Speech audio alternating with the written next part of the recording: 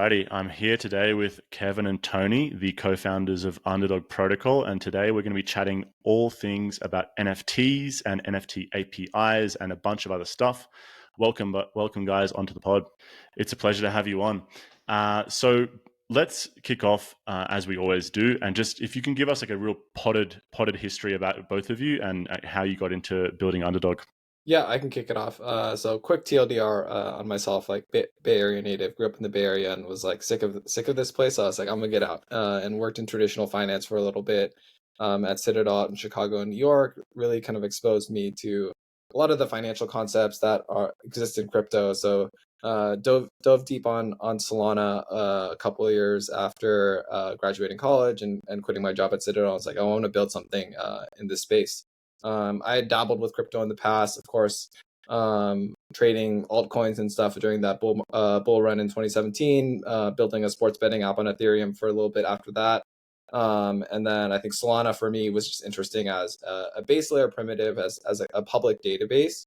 You want the architecture to be as simple as possible, and building interesting applications on top of that. I think that really became the goal of Underdog, and really building that data-rich blockchain. So that's my side of the story. Handle all the product and engineering side at Underdog, and Tony's the other end, product and BD. So I'll hand it off to him. The other side, more product and BD focused, but before getting into Web3, was focused on marketplaces and SaaS. So spent around 5 years at Uber, Ritual.co, and Thumbtack, where I launched cities and internal products, close partnerships with teams like Zeus Residential, and Nationwide Insurance here in the States. And then I built 2 startups. One was a SaaS startup for small businesses where we partnered with Stanford Health to deem small businesses COVID compliant, and then built a creator economy startup. And that's how I got into Web3, meshed my interest for kind of products and markets with my social philosophy interests, what I majored on in college, which was philosophy.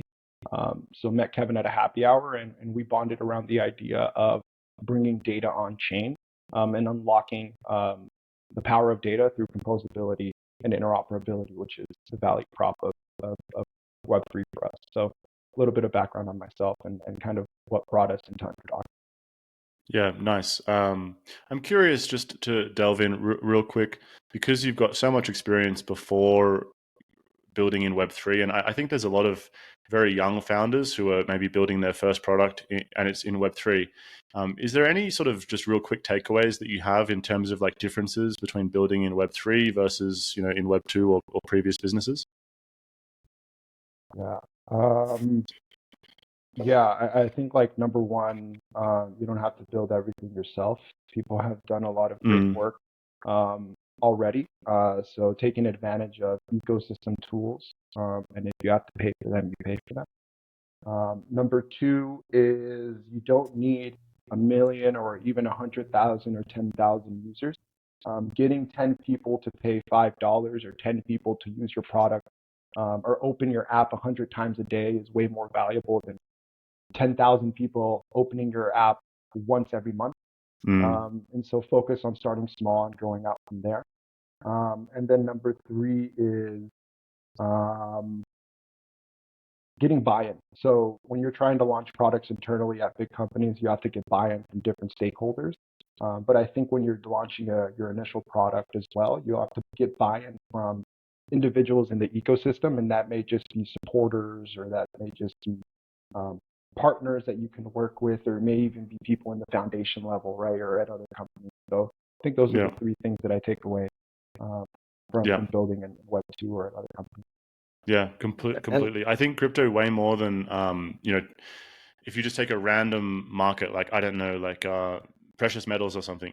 Crypto in comparison, you have these really, really like rabid communities, and people who spend all their free time involved in these communities and interested in testing products and interested in contributing in one way or another, which is a very unique and I think helpful for when you're building very early on, is because you can get these super passionate, engaged users and have them in a Telegram, and they'll just give you feedback all day. What were you going to say, Kevin? Oh yeah, I think on the product and engineering side, I think there's a lot of engineers and builders in Web3, and a lot of the developer hubris is if you build it, they'll come. And everything that Tony mentioned, every single point was nothing about like the technical specifications or what blockchain you're even using. And I think a lot of the problem, especially with crypto companies in the past, is the value prop of the company wasn't the actual product itself, but either one, what blockchain they were built on, or what crypto asset you could buy, hold, sell, or flip in the future. So I think we're at a little bit of a turning point, I think, in crypto right now, where the next bull market isn't probably going to be about what asset we're flipping, but really what products are uniquely enabled by blockchain. And I don't even like to think of it now as a bull or bear market. Really, we're actually in a bull market if you look at the stock market and the overall economy. Like everything is still going really well. And I think the fact that everyone is preaching bear market within crypto is just an illusion that we live in a little bubble that is not doing well. It's a cope for poor product execution, essentially. Yeah, like my brother likes to say, copium, right? So yeah, copium. Got you. Okay, so we're 6 minutes in. We should next, I think, explain what Underdog Protocol is. So who wants to take that one? Tony, product and all right, I'll do it. Pitch it. Yeah, I'll do it. Underdog Protocol is an API to seamlessly manage and mint and manage your NFTs on Solana. So we have two core products. Number one is the minting API. That's where you can mint, manage, and index all your Solana NFTs, whether that's compressed, whether that's non-transferable, semi-fungible, or transferable. And we just launched a new product called Passport, which enables your users to claim those NFTs that you've minted using the Underdog API. And so, like I mentioned, one of the things that we bonded over, Kevin and I, is bringing data on chain. And we found NFTs are the best way to make data human readable, but also bring it on chain. And compression has always been pitched as this 100x decrease in ability to mint NFTs, but it's a 1000x increase in the ability to bring data on chain. It's so cheap to bring data on chain now. And so what we're doing is creating a data-rich blockchain by giving NFT superpowers. And our two core products, the minting API covers one part, which is the minting. And now developers have come to us and say, we have to think about our users. Are they going to use a wallet? How are they going to get these NFTs? What are they going to do with it? And so Passport is really that way to solve that problem. As a builder, you don't have to worry about what wallet your user is using. You just have to worry about the experience. So TLDR, two APIs to mint, to manage, and claim NFTs on Solana. Yeah. And I think the other side, like that pitch for developers really is, I think there's a lot of great open source software out there. I think Next.js, Confluent are good examples of this. And there are companies that are built around this open source software, like the Versals or the Confluence of the world that build on top of the Kafkas and Next.js, like open source software. So really what we pitch it to developers and builders in the space, it's Versal for NFTs. Out of the box solution to use NFTs within your product and focus. And so you can focus on your core product. Got you. I think NFTs are sort of very widely misunderstood, and I think we can get into that in a little bit because they have almost been forever branded as like bathing apes or something. And it really feels like the primitive could be used in a billion different use cases, right? I mean, essentially in the way that you said it, like it's a structure to put data on chain. Before we dive into that, like you guys are only based on Solana, right? There's no other chains? That's right. Exclusively on Solana, yeah. Exclusive on Solana, okay. And the collective wisdom is that the NFT market has suffered in the last, 8 months or so. Yeah. But you guys are really in on the ground zero. Like, what is the current status quo? And are there any sort of like positives to take away or things that you're excited about in the space? Yeah. Kev, what are you excited about? Yeah, I think the biggest misconception around NFTs is NFTs purely as tradable assets. And I think that's really what has sold to larger enterprises like the Nikes or Adidas's of the world. And I think while that's interesting for a small subset of the population that wants to gamble or flip NFTs, most people aren't in that mind space to think about an asset and then Think about how much it's worth like 3 or 4 days later. And I think our thesis around NFTs and just the blockchain in general is moving beyond this idea of who owns what and really using the blockchain as like who does what and what have you done. So using NFTs more as data markers, and that's why I think like when you're just doing a one-time drop or a mint, the developer experience doesn't really matter. You can hire a contractor, make a mint page. The NFTs then just forever sit in wallets or on marketplaces. With Underdog, really the goal is this like whole life cycle around the data that we can collect around a user and their actions within an application. So I think one of our good friends at Solarplex, really blowing up in the Solana ecosystem, they use our NFTs as reaction markers, reaction NFTs within the app, and you get those reactions by engaging on the application. So if you own a lot of Solarplex reactions, it's because you are a daily active user of Solarplex, and they use it to engage and reward and retain their users. And these are the types of use cases where there's a whole life cycle of NFTs, not just sitting in your wallet, but being used within an application that enhance the product experience instead of just making that product experience about flipping that asset. Yeah, I'm guessing for many crypto users, it's almost like very hard to grok or to understand this different way of looking at NFTs because we're so used to seeing them as like an item or an object or a collectible, but rather than if what I'm hearing you say is like it's essentially a way to bring like behaviors on chain, behaviors that would be inside a consumer application. And I think you told me not to speak over anyone, but I just broke a rule. How bad of me. And I spoke over you. But I think the right way of thinking about it is, as a business, you have a set of tools that do a couple things, right? They help you acquire your customers, they help you engage your customers, help you retain your customers, and they help you analyze your customers. The Mixpanel will help you retain and analyze your customers a lot like a Google Analytics tool, right? Engagement will be all of these different like bells and whistles that you can add on to the product, right? Acquisition is like marketing, like a Twitter or like all of these different websites or like applications that you build. And I think NFTs are exactly that, or NFTs can be used in that entire process, meaning that they're just a tool in the tool stack of a business who wants to think about their users and think about how can I acquire, engage, retain, and analyze them in a new way. And the new way has to come about because I think everyone forgets this. It's because we are in our small bubble.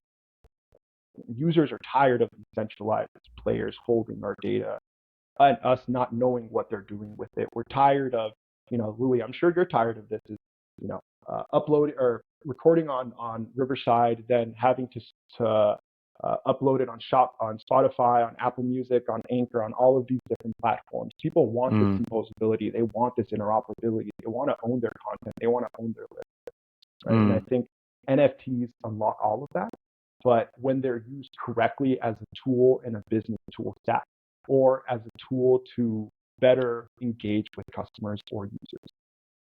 Got you. Okay. Yeah. I'm very excited to see, what direction that takes. And are there any sort of like early examples that we can use as like a mental model for what you're arguing for?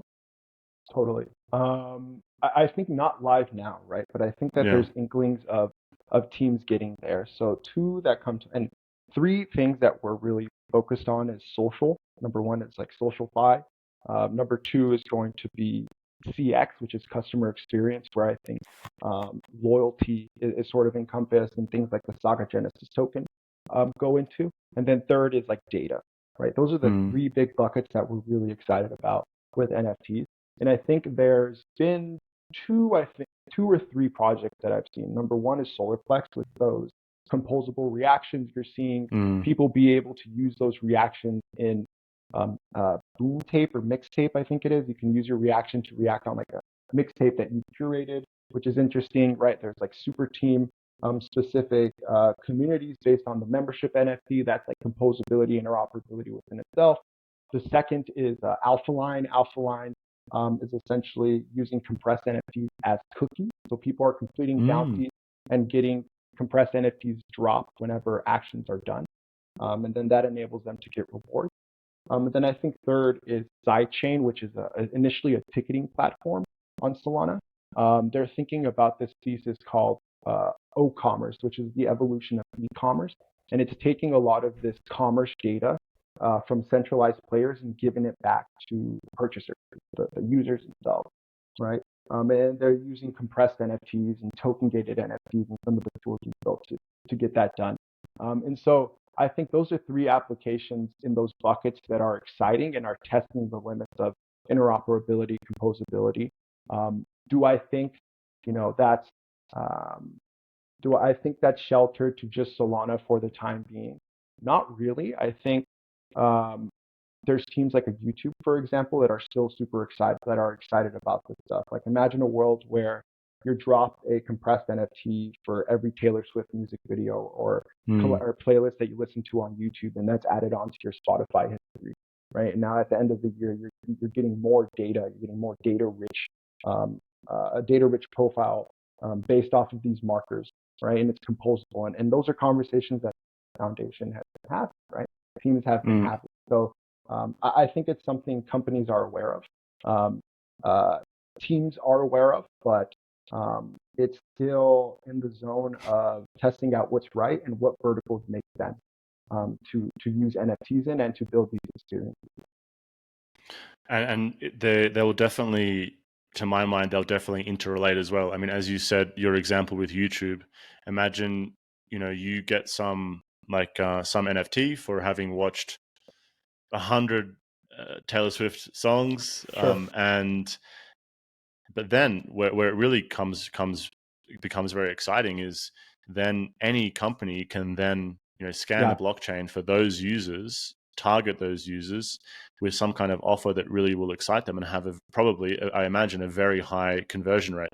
So it can become super interesting. And in the Web2 space, as far as I know, I don't follow it too closely. There's basically a scandal with how inaccurate a lot of advertising is and how much like bot activity there is in marketing ad spend. So this seems like a very, it's obviously super, super, super early. And we say that a lot in crypto, but I think in this case, we really are very early. But it's super early, but it is very, very promising and exciting, that space. So let's maybe drill a bit more into the different, because you gave a few different examples of different kinds of NFTs, and I think all of them will be different than what people are familiar with. So let's maybe take a step back and also talk about your digital collectible, your PFP, like how do they come into the picture? And maybe if you see like a clear next evolution from that sort of maybe wave one of NFTs. Yeah, so I think there's two questions there, which is maybe number one is, can you explain what the NFTs look like for teams building in social data and CX, and like what those experiences look like, and then what are the evolutions of the current collectibles and PFPs? Exactly. Okay, cool. Exactly. Kevin, I'll let you talk to the first one if that's okay, and then I can take the second one. Cool. Okay. So the second one I think is Drip, right? Like I think Drip is actually doing a great job of evolving the PFP and digital collectible market as it is. This idea of a free drop that is tied to a certain creator, and then this creator can have some sort of connection with this holder, is what, funny enough, what the creator economy tried to do 4 years ago, and now we're finally getting done. So I do think what's going to happen with PFPs and collectibles is like one or two fold. Number one, they're going to highly go free. Number two is they're going to be thought of more as like passports, right? Where I think like this NFT can give you access to events, get you access to this certain application, this certain piece in the application. And then I think third is there's this idea of like a parent and a child with NFTs, right? So because Drift has, I think, unlocked this idea of like almost reducing scarcity for the art. You're seeing teams like Raposa Coffee, which is an NFT collection on Solana, start to create community-driven art contests and those contests or that art is being dropped on the weekly to holders, right? And like that is just an addition to the PFP art that they already get. And when you collect an X amount of all of these extra art, like you can now get rewarded for being like a loyal holder, right? So I think that's the future of PFPs and collectibles. It's like playful, it's fun, it's free, and they're passports to worlds across the ecosystem. And then Kevin, if you want to talk about like maybe what it looks like for Solarplex, what it looks like for Alphaline and other things. Yeah, I think there are some additional thoughts there where like PFPs were valuable when everyone was on Twitter, and because you could syndicate a PFP not just in your wallet but across like your Twitter, and like people put it on LinkedIn or whatever. So there was this like broad surface area where there was status and signaling around the PFP. It's kind of gone away as people started taking their PFPs off Twitter, which is why inherently they're just like less valuable. And going back to the reactions and the data that you start collecting, I think this is an overall shift that I think Web3 needs. Is like we all live on the same blockchain. We all live on the same public database. The more places you can use your digital assets, and it's not just like, it's like for a Solarplex reaction, it's just like a Reddit sticker. If I can only use it within Reddit, it's only valuable within Reddit. Web3 inherently, like everyone like anyone could go and see who owns every single Solarplex reaction. Anyone could integrate Solarplex within reactions within their own application. As more applications start building value for these assets, the more valuable they inherently become. So of course they're not like intended to be flipped, but I think the overall ecosystem can work better to tie in everyone's digital assets together and surface them on different like applications that people are using. Yeah, got you.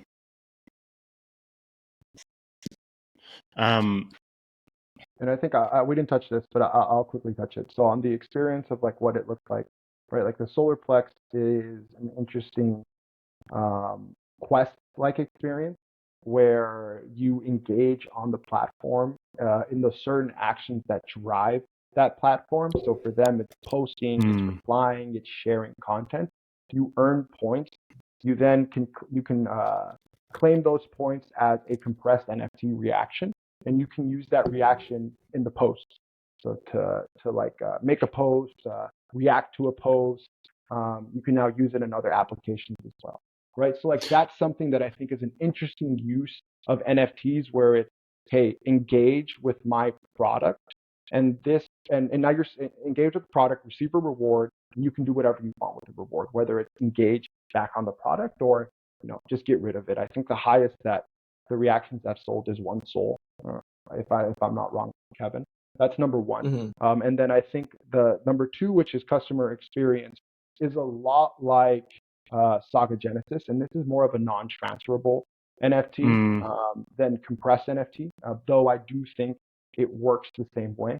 So we did the Solana Saga Genesis token, which unlocks just loyalty and rewards across the Solana mobile phone. And so you would claim it, and it would prove ownership of the phone and prove ownership of like your Clanosaur or whatever the rewards that you got. So I think that is an experience for loyalty and rewards that any brand is going to adopt, right? It's like we're going to have an exclusive path where the holders of this path can go to exclusive concerts, go to events, get information, whatever the case may be. I think that's very cookie cutter, but that's what we categorize as CX. And then the data piece, this is where it gets really interesting. The O chain, so from sidechain and from Alphaline is currently live. So the way that and I think it's alphaline.wtf, small shell. What you're able to do as a company, let's say you're Tensor is able to set up a bounty, and that bounty is saying buy an NFT, list an NFT, update profile, do all of these different things. And instead of having that information captured within Tensor's database, it's now on chain, right? So they're dropping a compressed NFT to mark that action. That user is earning points and being rewarded for sharing that information. And now to your point, Louis, hey, I'm launching a marketplace and I want to find all of the Tensor traders who have listed X amount of NFTs and do all of these different and have had all of these different actions, right? It's a better way to target individuals based on the activities that they've shared. And I think that's the data piece and how AlphaLine is approaching it, which is super unique, in my opinion. And those are the three experiences that we're seeing, at least how NFTs can be used outside of CFDs and digital collectibles. Yeah, I love this. I mean, it's so different than the regular narrative about NFTs, and I think this is a great direction that you guys are heading in. And also, like, because we think about GameFi, NFTs, DeFi, but from the way that you're describing it, it sounds to me like NFTs are just like a core primitive of, say, the next level of consumer applications, of social applications, and they'll be like a core part of potentially differentiating those social and consumer applications from their Web 2 counterparts. Is that about right? Yeah, that's right. And if I can maybe bite a little bit of the time here as I pull up a case study, but I think we see things done with DeFi, specifically with Parcel. So Parcel's RWA startup on Solana, and we worked with them to launch Real Estate Royale and some of their Valentine's Day initiatives through NFTs. So whenever someone traded on the platform, they received an NFT. They captured points around it. So this like gamified experience on Parcel, I think, led to around 10,000 new connected wallets and around $10,000 in open positions. Right. So like on average, that's $1,000 per wallet. But in reality, I think it was only like 30% of the wallets that connected actually contributed that $10,000. So even then, like it's still driving some sort of activity from net new wallets. Those weren't existing wallets; those were net new wallets, and that was in February, and that's when they started the campaign in February with us, and now they're on season 10, right? So wow, yeah, like they've done this for months, and I think a lot of teams should think about and this goes back to what have you learned in building before? It's like, what is the core value prop of your product? From that, and this comes to pricing, which we had behind the scenes, is like, what's the value metric, right? Which is like, how is my product being successful? For us, it was more number of NFTs. And how are my customers being successful, which is more number of NFTs for us. And all of that should then lead into creating an experience with NFTs saying, okay, great. My core action that I need to drive is number of NFTs, which is hitting that mint NFT button. How can I use these markers or use these bells and whistles, whatever we want to call them, as a way to increase that number, right? And that's essentially what you want to do, and that's how you should use them. And that's how we're seeing teams use these NFTs. Got you. And we're speaking a lot about like how you guys see the space evolving and the direction that we're headed. Can you give any sort of alpha or insight into like what you guys are building next to kind of continue to support this area? Yeah, I can add some thoughts here. I think one is with Passport, like the new product that we launched, it's really rethinking the wallet, and wallets are really designed around assets and like financial assets and money. And it makes no sense that I'm bringing my whole bank account to a product with the opportunity to get rugged.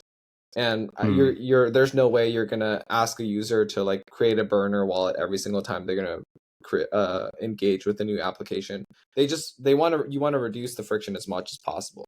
And when the value prop was I'm going to 10x whatever NFT I bought, people will jump through any hoop. When it's like I just want to use a product that I love or enjoy using, there's no incentive.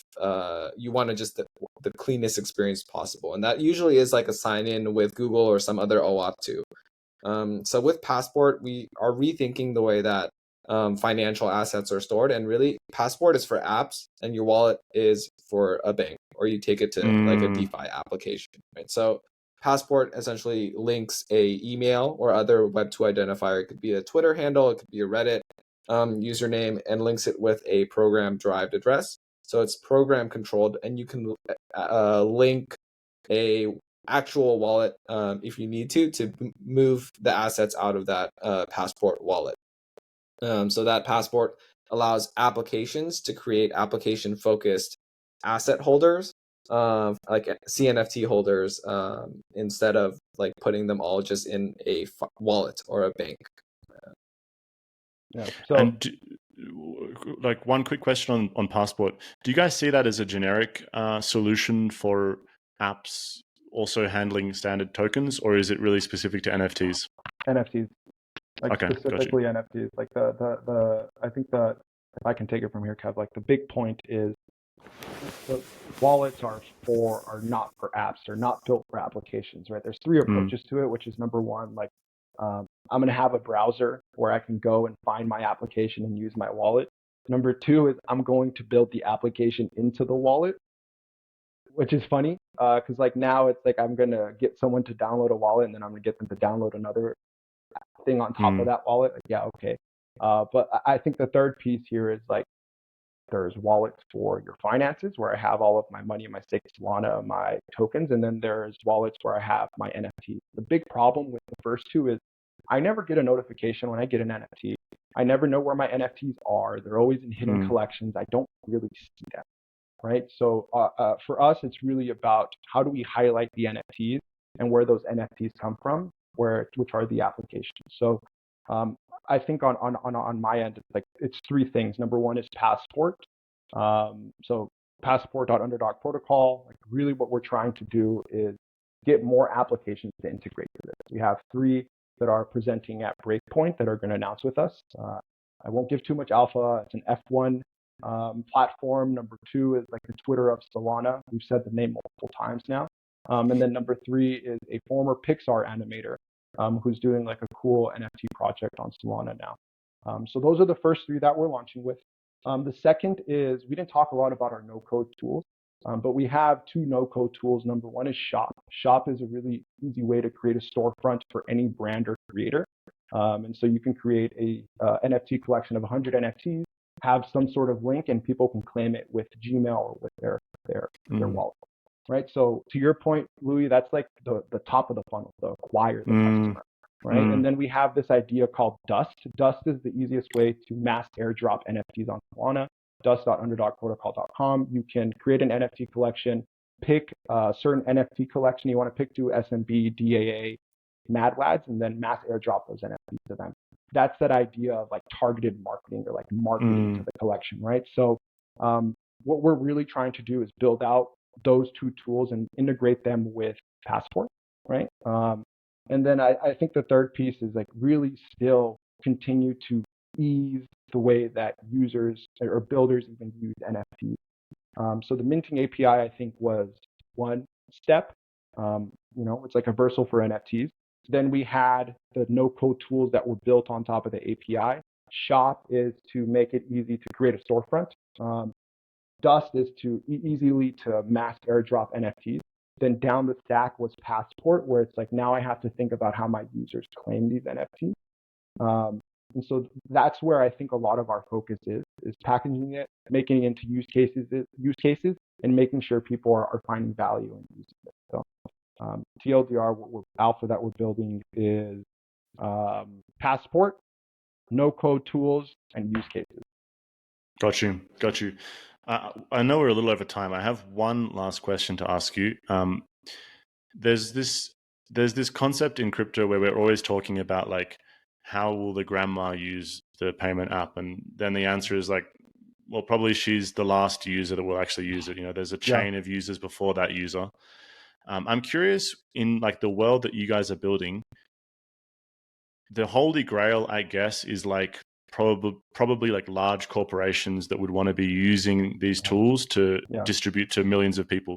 How many more, or like how do you see the journey to get to like that kind of end goal? And like, is there a long chain of different kind of concentric circles of different users that you're looking at?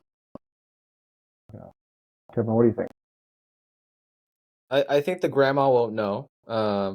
It's just like the grandma that somehow has an iPhone and knows how to like send a text message. They don't know, they don't need to know how it works. And I think that's going to be how the grandma engages with blockchain. And I think the overall like direction for crypto, I think needs to take some inspiration from AI. Like GPT-3 had been around since 2020. And no one had built a very easy to use application that you don't really even know it's AI unless like you just like you look under the hood for GPT-4.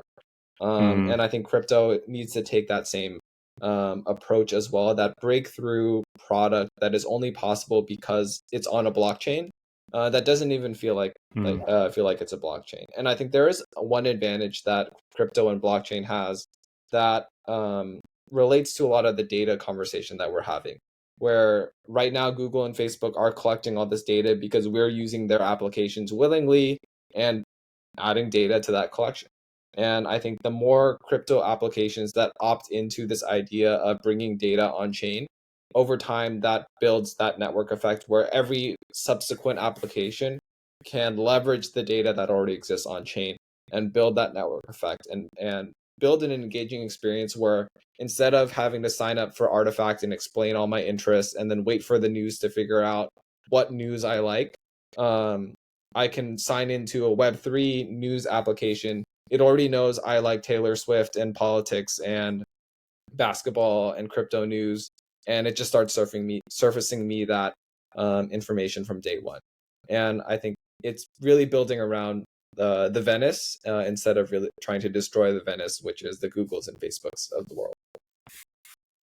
Yeah, I love that. I think that's a great note to finish on. It's not necessarily a rising tide lifts all ships. It's actually like a group snowball of data which is being built, which makes it all easier for future applications to leverage. Guys, super insightful conversation, really refreshing angle that you guys are taking. Very pumped to see the presentations at Breakpoint. Thanks so much for coming on. It's been a real pleasure. Cool. Appreciate you, Louis. Thanks, Louis. All right, stop.